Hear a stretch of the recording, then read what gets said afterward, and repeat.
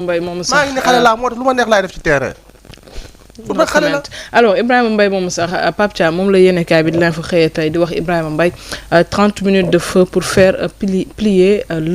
la RDC plutôt mu ngi si page 4 bi la yéenekaay merci beaucoup ñu jàll ci leneen maa ngi ko doon wax tout à l'heure génn àdduna ki nga xamante ne moom mooy Adja Khar Mbaye Madiaga mu nekk benn perte bu immense pour Sénégal rawatina ñi nga xamante ne ñoom ñoo nekk ci wàllum culture ministère de la culture de l'artisanat et du tourisme def benn hommage pour rendre koko ñuy wax ci communiqué boobule c'est avec une profonde tristesse et une immense émotion que le ministère de la culture de l'artisanat et du tourisme a appris le rappel à Dieu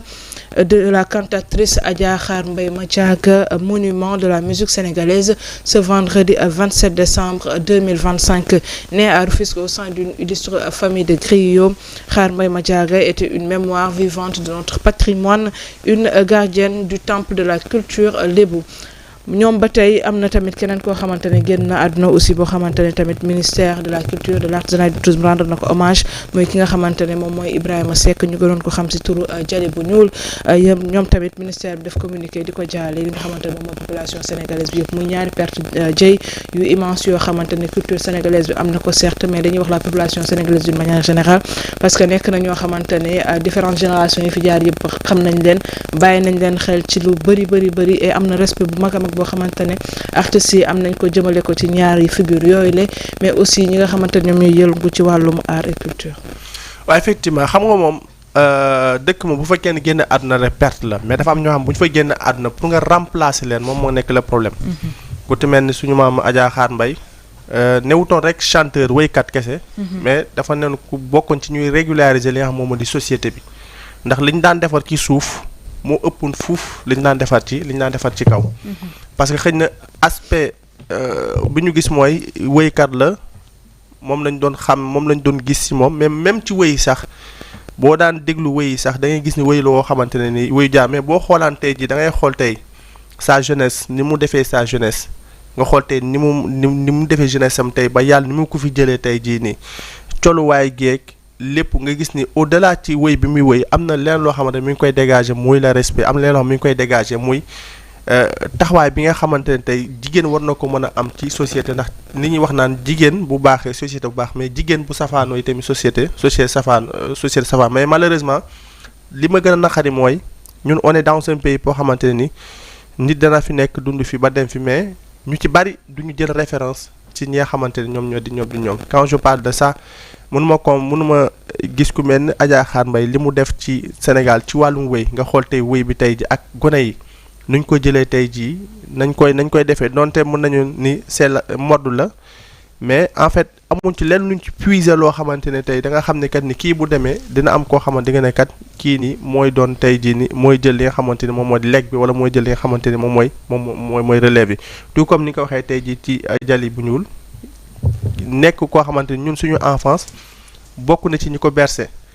tey jii ku ne Jali bu ñuul ne Fatou Mbaye yenn wëy yi da leen di nekk wëy yoo xamante ne tey jii ni ñun ba léegi jusqu'à présent bu ko tegee rek sa xel dafa am ci sori foo xamante daf lay yóbbu. donc ci wàllum culture ñu am ci lu am solo luñ ci def surtout la culture thiessoise ndax bu ñu nee Thiès li ci ëpp culture la ñuy wax artistes yi chanteurs yi nanga parce que loolu la yàlla jagleel réew mu ne daw gox ba dafa am lu la yàlla jagleel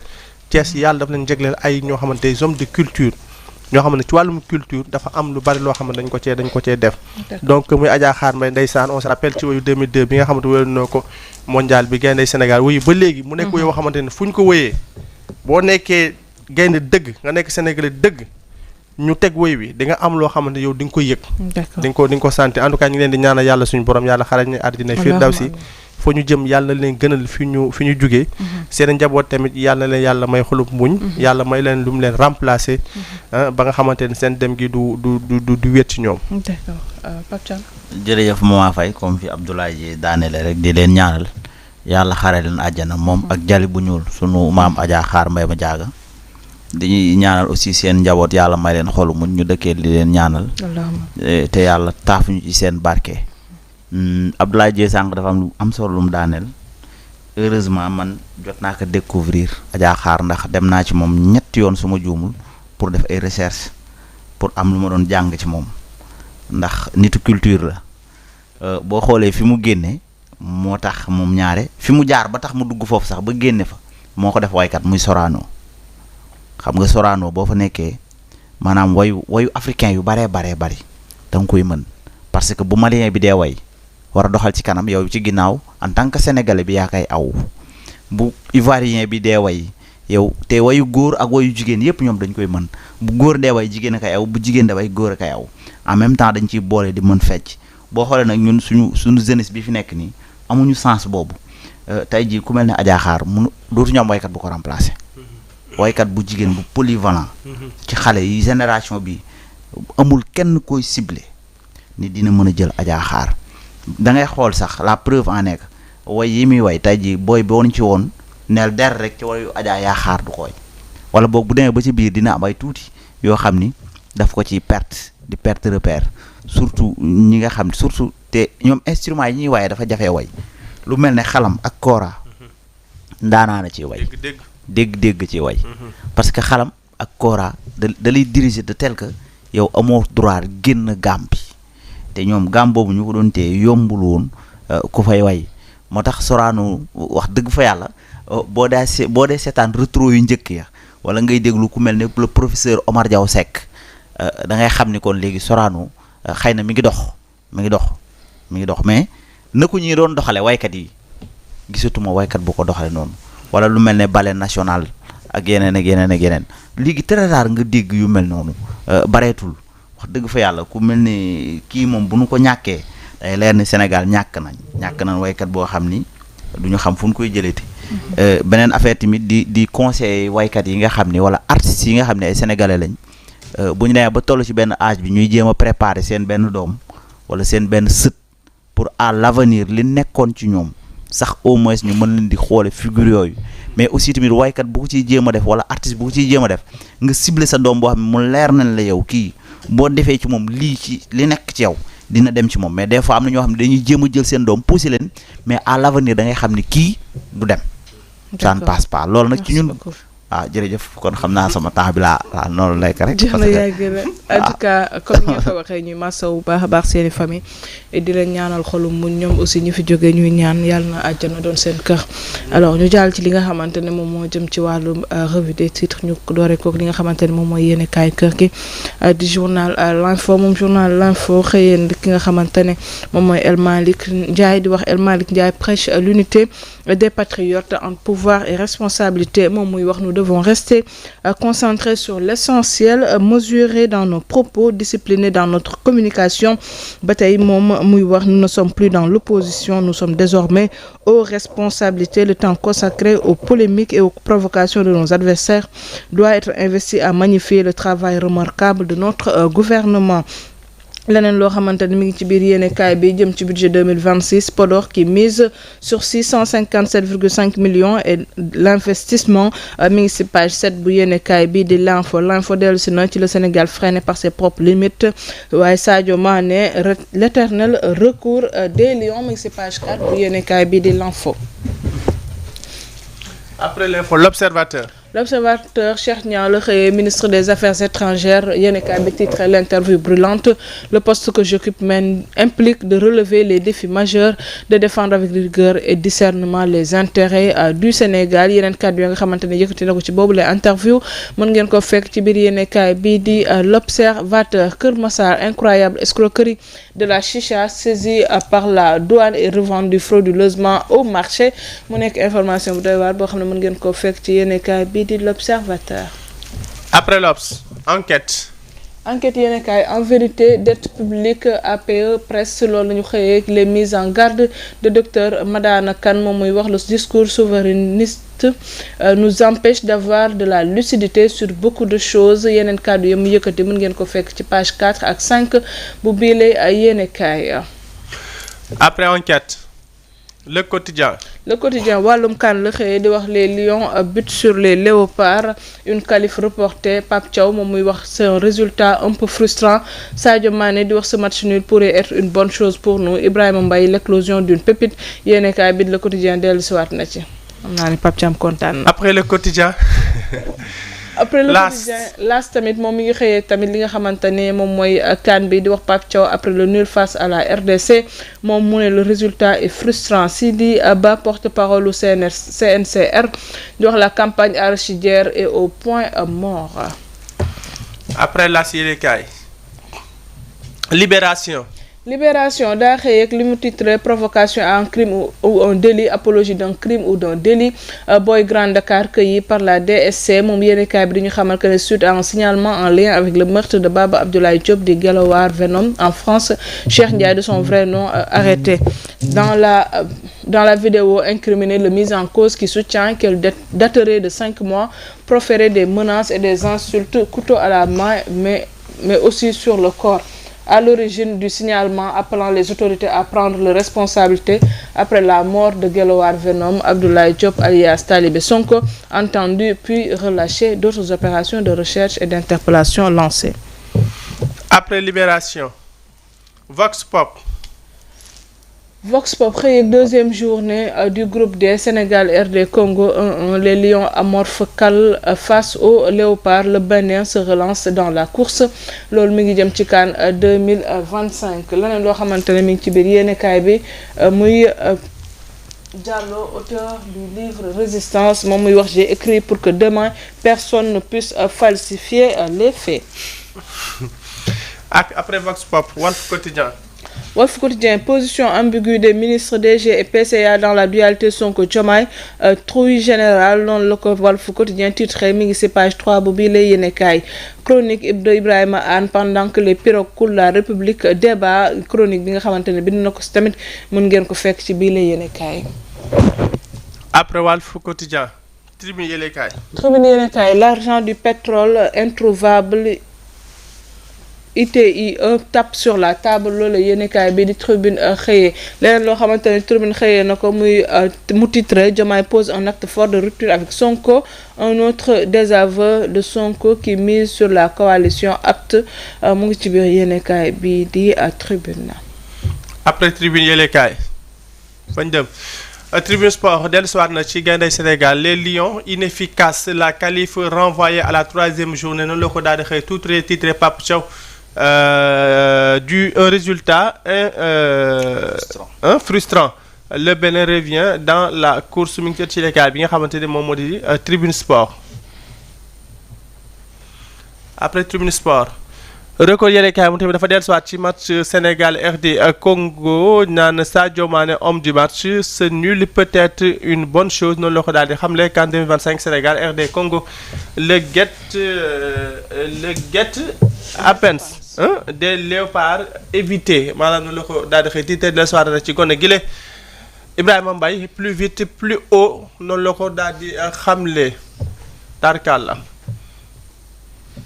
Retour sur le plateau. Merci beaucoup waaw pourtant Dieye. Sadio Mané ni ko waxee tamit mën nañ koo comprendre parfois xam nga am victoire bu mag nga jàpp sa bopp ne voilà yegg nga quoi léegi parfois genre yi comme nul bi nii day tax ngeen remettre un peu en cause jeu bi mais aussi xool li nga xamante ne moom mooy failles yu sew yi nga xam ne mën na am ba nga xamante ne da ngeen koy mën a rectifier bu bii di ñëw ngeen gën a mën a voilà ngeen gën a mën a joxe. non cax la est-ce que du sama 6 minutes chrono lu mel noonu laa doon développé. non cax la c'est-à-dire non cax la. xam nga ñun bu ñuy dem. wax naa Sadio Mané da ngay tëkkale wax Pape Thiam. wax naa tout à l'heure quoi wax naa tout à l'heure parce que Sadio. waaw bàyyi ko mu yeggali ba pare. wax naa tout à l'heure 30 secondes rek parce que wax naa tout à l'heure parce que ñun bi ñuy dem ñun jàpp nañu bu ñu demee on sort avec 9 points ci poule bi parce que RD Congo fekk nañ ko dëkkam 2-3-2 kon bu ñu demee terrain neutre warta nekk difficulté. benn ak Botswana on pensait que dañ leen dóor. en plus liste bi ñu kii propose avec 10 attaquants même le monde et ñëpp àdduna bi yëpp Sénégal lañ doon Sénégal lañu wax même ñoom peut-être ci ñoom joueurs yi am na ci ñoo xamante ne xëñ na euphorie bi jàpp na leen. donc moom nul bi aussi dafa ko jàpp ni lu mën a nangu bu ko defee xel yi mën a dellu soit ñu xam ni football la équipe bu ne mën nga gagner sa morom pour man loolu c'est normal xamul te après suñu nul bi Hervé Renard génn na nee na moom musul nax sax nangu ni Sénégal mooy favori favori CAN bi kon nga xam ni cela veut dire que nul bi kon am na lu muy defaat ci ñun nul bi lu baax la waaw ndax après il faut ñu won ko ne waaw ñoo mën ñoo ëpp doole nul bi lu baax la am na solo waaye daa man bu ma sañoon ñu dóor. non il faut que ñu dóor incha allah yàlla mais am na benn geste bu ma bëggoon saluer. sama benn enseignant koo xam ne mën naa ne lu bëri lu nekk ci man moom la monsieur Niang. ndax moom ma yoroon CM2 waaw am na fu mu jot a jaar. ndeysaan élève bu aay laa woon nag. waaw du ndekki suba teel rek. non élève bu aay laa woon laaj ko. beneen affaire moo nekk conseiller Ngourane fële ci conseil départemental bu Kébémer moo fay seul conseiller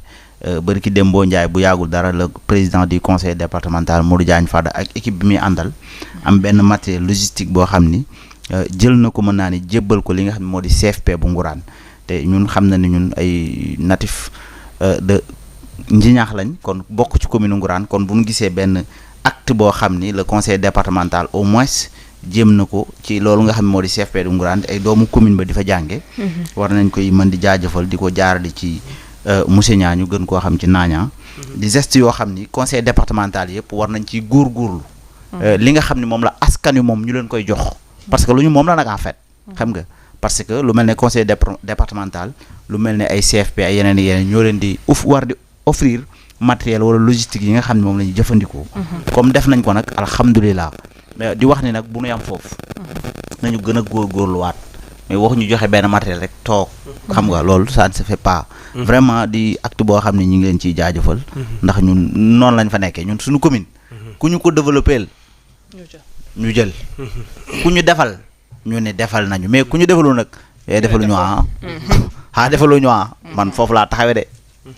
man je suis apolitique politique bu ci am sa événement nag boo ma woo danaa ko présenté waaye taxul ma di xas kenn wala may wax kenn non rawatina nag ñun Njinaax ga ñu dëkk ku ñu développé Njinaax ñu jël ñun waa Njinaax li ñu soxla bëri na li ñu bëgg bëri na suñu principal objectif nag mooy yoon bu nu jaar Mama Faye booy dem Njinaax boo wàccee géewul vraiment dafay metti ndax boo demee ba Ngourane fal talibayam amuñu sax ran-ran bu ñu sañoon sax am ran-ran boo xam ni fa la ñu jaar ak yeneen chaque jour su ma juumee damay toog fii ci plateau bi wala ma dagaan ko Mamadou Racine Sy man war na ma bëgg naa ko audience parce que gis naa mu def benn acte ci wetu Njinaax sagata mais nag dëkku maamam dafaa nekk njëwlin dëkku maamam parce que dama gis ci nawetaan yi jàll mu tëggal leen tournoi bi fi final bi desee su ma juumul déggante naa ceeg waa sagata pour ma waroon ko présenter mais malheureusement daa fekkoon ma jël événement jàmbur su ma juumul ab 2-3 la dajeel ñoom waa Mamadou Racine Sy moo tëggoon tournoi boobu foofu noonu kon déjà gis nga si 6 minutes chrono bi acte bi ma doon wax ci Mamadou Racine Sy mi ngi doog a ñëw ci sama xel kuy développer commune jàmbur waxuma la ak sa bos comme moo mën a dem ba sagata di fa def affaire sport di dooleel jeunesse boobu xam nga ni commune am la ko njëkkee jërëjëf Mamadou Racine Sy merci beaucoup jaajëf Thiambay nga tàggoo waale waaw di leen tàggu rek di wax ni lépp comme ni ko jëy defee kàddu gun fi wax goo xam ni kii na rek maman sax day kàddu gu mu wax bu baaxul moom mu dóor mayet jarul may jégglu kenn maanaam man jarul may jégglu may du la baal man jarul maanaam may tàggatoo jarul may jégglu téléspectateurs yi mën ngaa yàq parce que man mooy kii rek mamaa ni ma non fii baaxul man daa mënu ci man dara kon daal jërë ngeen jëf non daa mënu ci man dara jërë ngeen jëf tey jéem ma sonn waaye daa mënu ci man dara waaw man sama kii la gétt gi moom maa ci nag bi kii man léeg-léeg mu dàq gétt gi nag yi waaye man ak maa dëgër bopp day dàq boson waaye damay bañ a dugg ci gétt rek baal naa la ñu tàggatoo ba ëllëg incha allah waaw xam nga keroog maay wax ni ci mois de janvier bii yàlla ma cee nattu maam ci ay xew-xewu diine incha allah xam naa ci dellu si waaye bii suñu sëriñ ki ñu jàngal daara ca Kaolack Kasnack diw Saas Maxtaar Ndiaye ñu naan ko Njaga Ndiaye ñun ndongo daara yi ñoo koy sargal maanaam at mu jot dañuy am bés bu ñuy jagleel mu doon ziar woo xam dañ koy sargal bu ñu nee Maxtaar Ndiaye nag ñëpp xam nañ ko Kaolack rawatina Bouchra ñu jàpp ko le 2 ak le 3 bi incha allah rabi le 2 xadratul juma le 3 ñuy def ziar bi à partir de 15h door nañu ko sax ak set setal dimanche bi ñoom ñu nekk ca Kaolack ñu def nañu set setal diggante Kasnack ba lu jàpp ci lii di hôpital bi ñu naan ko district sanitaire bu nekk ci booru marché bi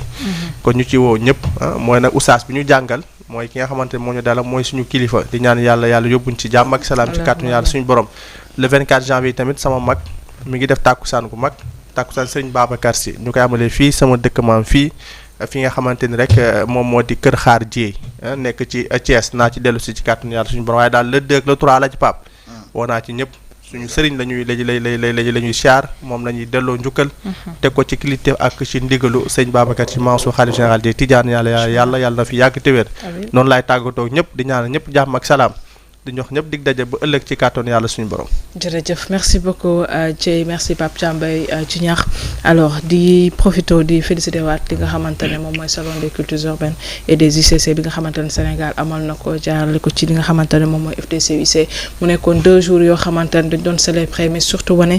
li nga xamante ne moom mooy créativité acteurs des cultures urbaines et des UCC notamment à travers des panels de discussion yoo xamante ne amoon na cérémonie d'ouverture boo xamante ne bëri na ay sommités yoo xamante teewee nañ ko moo xam ne xay autorité la mais aussi ñi nga xamante ne ñoom ñooy acteurs yi yëngule ci biir secteur defoon nañ ko fii di Grand Théâtre mais aussi deuxième journée bi defee woon nañ ko fële ca Mbour dooree ko li nga xamante ne moom mooy fan zone boo xamante c'était pour accompagner supporter suñu lion de la teranga yi tëjee ko benn concert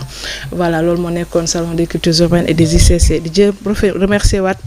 ki nga xamante ne moom mooy Pape Thiam Mbaye borom ci ñaax Pape Thiam lu ma lay nuyoo nii ngay mel ne ku tiit nii mel ne daanu ma la ziar bàyyi li ngay def may jaajëfalaat dama jaaxal lool damay tàggatoo noonu lay def di waaw bàyyi sama xel mi nga jël yóbbu fitam mi jaajëfal gi man ba ma dee man damaa defati toj man waaw ma laaj leen benn affaire xam ngeen ne mercredi mooy 31 décembre wallaay dama ko fàtte woon billaahi incha allah waa léegi fàttaliku ko ndeysaan mooy nekk dernier numéro am naa ci anecdote yu garaaw nag ci 31 décembre yow bàyyil ba 31 bi di ñëw incha allah mercredi mais 31 waaw 31 ñëppay ñëw non ñëppay ñëw équipe Sénégal 31 décembre ñëppay ñëw fii ci àdduna incha allah bu boobaa ñu fàttaliku anecdote Pape Thiam Mbaye daa mbay waajal pare nga loo mës a def ci 31 décembre rek dinaa ko wax di nga wax mercredi bi daa mbay lépp loo mës a def ci 31 décembre yow ak Babacar ndeysaan Mor Issa yàlla na ko yàlla yërëm yàlla xare ko àjjana 31 décembre neexatu dama ko fàtte woon yow bàyyi dencal lépp 31 décembre incha allah mooy nekk dernier numéro incha allah 2025 émission matinale bonjour Sénégal yàlla nañu ko fekkee jàmm ak salaam incha allah def ko benn plateau boo xamante ni voilà dana bëri lu ñuy fàttaliku